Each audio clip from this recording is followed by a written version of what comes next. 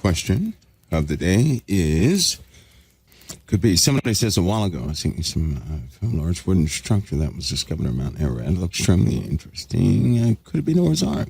Is it in front of the world's face, and yet they seem blind to it? And to the Christians, what do you know about this potentiality significant? Yes, well, I've seen concerning Noah's Ark. This is funny, but it was what year was that? I had when I was a no one, I was just a no one. And I was in White Sands.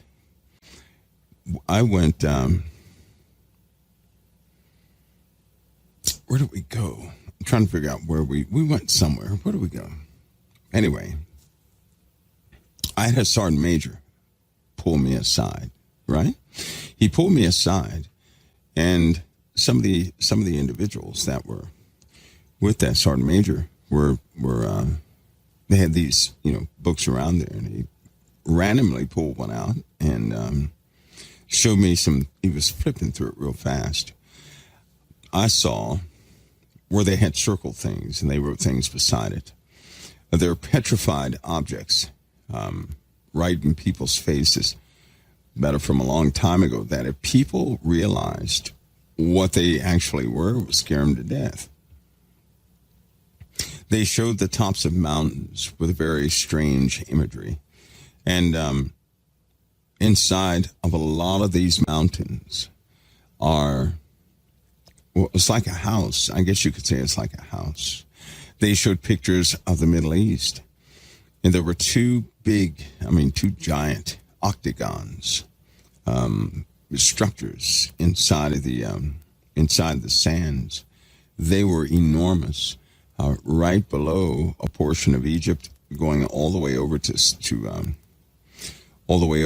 I believe, what was that, Lebanon or something like that. Anyway, they went right through the ocean, underneath Egypt, right through the ocean, to other parts of the Middle East. And it was just, I believe that was, when they showed me that kind of dropped my jaw, because nobody could build anything like that. I mean, it was like looking at a continent underneath a continent, is the closest thing I can put to it. They also showed several areas of what looked like petrified wood again, from a boat that was just too large to be a boat. So regarding that, sure, that could potentially be it, and that could potentially be in front of people's faces. Do I believe that could be Noah's Ark? I believe that remnants of Noah's Ark are in plain sight. I do believe that. I believe that everybody has an ability to see it. It's unfortunate that when something is in plain sight, or if something can be seen, people don't believe it, right? When it's hidden, they search for it. But when they actually see remnants of it, that's not what they want to see. So that, when you deal in areas like that, is so subjective sometimes that people just will not believe that. Even the areas where Noah's Ark settled, right? There are disputes about where it's actually settled. Now, one thing I was taught early on, this was by the military, is that the land masses people see right now, right, is not what they were a long time ago. It's just not what they were. And I believe that a lot of people are unaware of that. Things have shifted since then, right? So I want you to think about this. What if the land masses, or what people occupy right now, were part of the ancient world, but were certainly in different places? If the earth was canted a few degrees and people, they made their borders in different places, okay, that would change everything as far as locations of things, right? And the only real tracking system we would have are the 7 mountains often mentioned in the Bible regarding Israel being surrounded, or those 7 mountains being around that. So that's one of those subjects that, to the individual, based upon, if you know what you know, then you know it. But it's very difficult to tell anybody what you know. And those things will have to be fully presented, right? Or the Lord will just have to reveal those things to everybody in due time. Outside of that, there will always be disputes and intense arguments as to, what something is. I was blown away by some of the temples that I saw underneath the sands. Who builds a temple that big? And there were columns in there that had to be at least 20 feet in radius. A column 20 feet. Who's going to construct a column 20 feet as far as radius is concerned? And then line them up where you have 8 on each side. 20. Listen, a column, like in a Roman, one of those old Roman cathedrals or buildings or whatever the case is, those columns, can you imagine that being 20 foot in diameter? Are you kidding me? Who in the world will make something like that? What about some of the ruins sit atop petrified items that are not stone, but were in fact branches of trees carved out?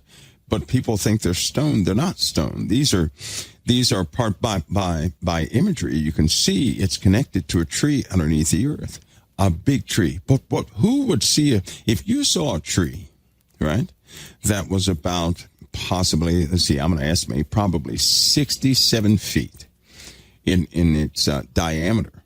Okay, 67 feet in diameter. That's a big tree. What in the world was going on this earth back during that time? What was happening to have things so large, right?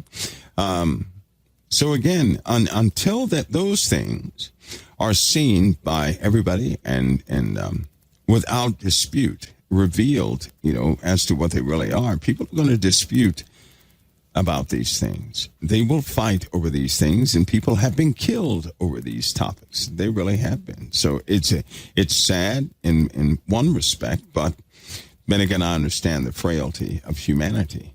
If certain things are proven true too quickly, it will paralyze humanity.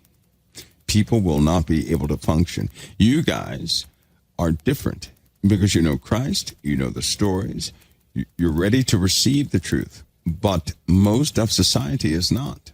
They're not ready. And the smallest thing would just, it cause a lot of people to attempt to commit suicide. It really would.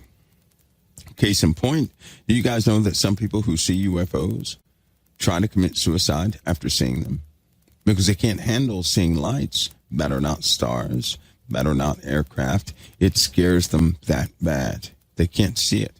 There's some people who are if they, when you start talking about spirits, they hate it because they're so frightened of it, right? So there are things that will certainly cause a person to become faint, right? But because they're not adapted to hearing truth. They're not. They're only prone to seeing what's before them. They cannot accept anything else. They can't deal with it.